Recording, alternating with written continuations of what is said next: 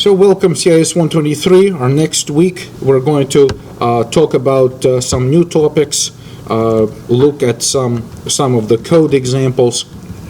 But I'd like to note that what I did this week as our sample, little sample programs have grown a little bigger compared to the beginning of the course.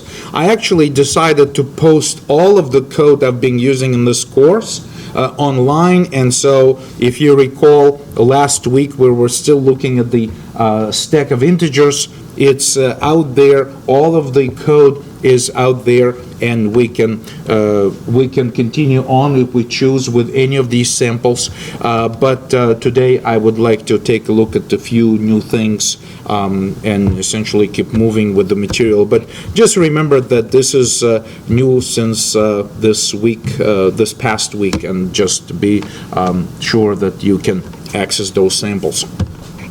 So the videos are posted every week as before. Today's set of topics that I'd like to go over, well, number one, I would like to summarize what we have done to this point. We looked at variables, right? Variables. We looked at functions. And we're talking about the C environment, C, C++, C, C++ environment. We looked at variables, we looked at functions, we looked at program organization in memory. Then we started to look at, and variables, by the way, we looked carefully at some primitive data types, right? Such as int, double, and other types. Then we also looked at pointers, which are basically also variables. Pointer is a variable, but it's designed to store addresses of other objects, and we can access these objects through the pointer.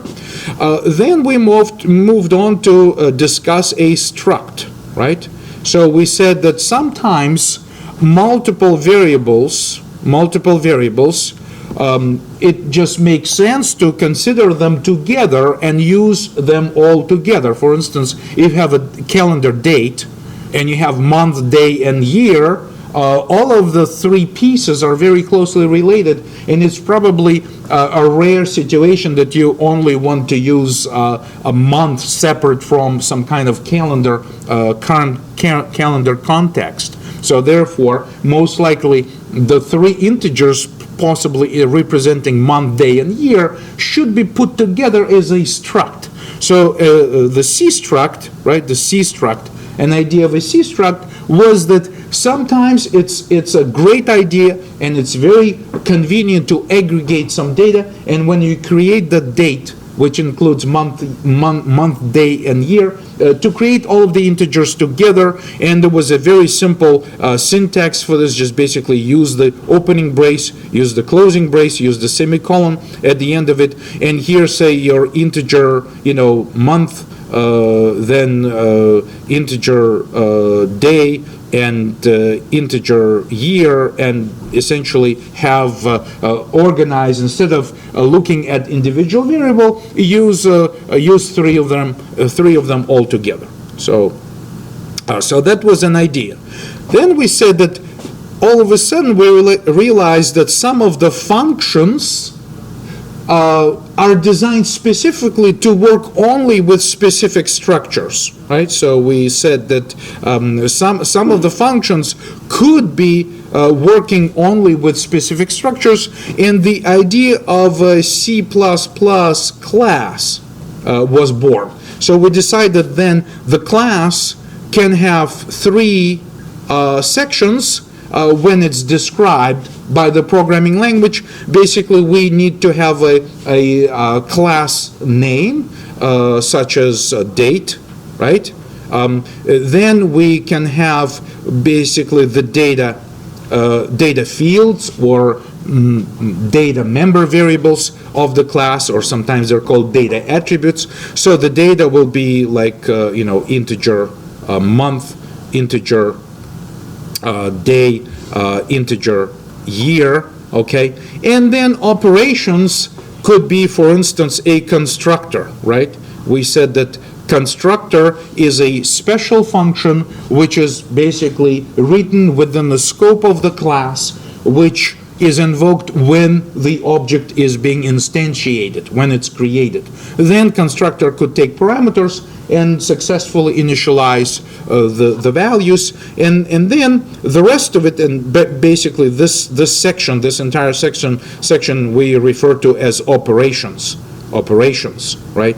So our operations could be like get month and set month to update the month, okay? Or we could have on the date class, we could have, for instance, a function which represents an operation such as a roll month, right? A roll month would mean that basically take current date and make it next month or something, and basically increment the month, but do it safely within the parameters of the calendar. So there could be multiple ways of things that you can do with the date concept overall. So anyway, so we've introduced the concept of C++ classes and said that it's basically a C structure, but that supports not just the data attributes, but the aggregation that also supports functions or operations, including constructors, that is solely dedicated to work with specific data that is encapsulated within the class that we're trying to design, right? So I also would like to mention something else. In this context, when we worked on integer stack class, right? Integer stack class had a set of data. There was, for instance, there was a memory block, okay? And that memory block at the beginning was just an array of integers, but later was dynamically allocated. And there was also something like stack pointer or top of stack integer, top of stack indicator, which together were used like this. The memory block was a pointer to an integer, which I will represent as an arrow. So somewhere there we would allocate a block of integers like this. It was of a specific size, okay, like this. Just trying to make it look nice, okay.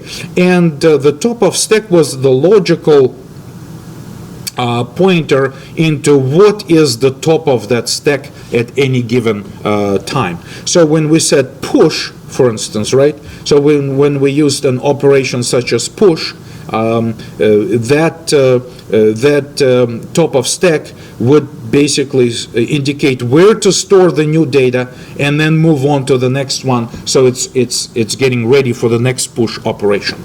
The pop operation did the opposite. The size of the stack operation would simply return how many integers are actually stored on the stack, and then there was also the access to the top element, which basically a function which simply returned an element from the top of the stack, where whatever that was, right? So these were the operations, plus we also had constructors. Define or default constructor, as far as I can remember, for this particular class. So at design time, classes are often drawn instead of just typing in the code. The classes often are at design time, before you actually write any code, are represented by these diagrams. Okay, so once again, the class diagram, I could also say class design time diagram, would include 3 sections which look like this. At a minimum, you need the class name to specify what is the name of your concept being described by this specific class. Then, of course, the next section includes the data the data that the class contains, and then the operations. Operations would be the bottom part of that class diagram.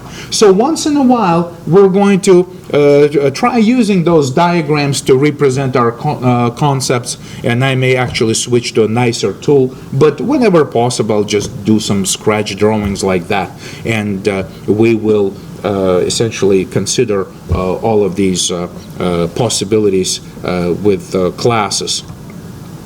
So anyway, so this is our overview of what we have essentially already covered in the code. Then let's just switch over to the next section here.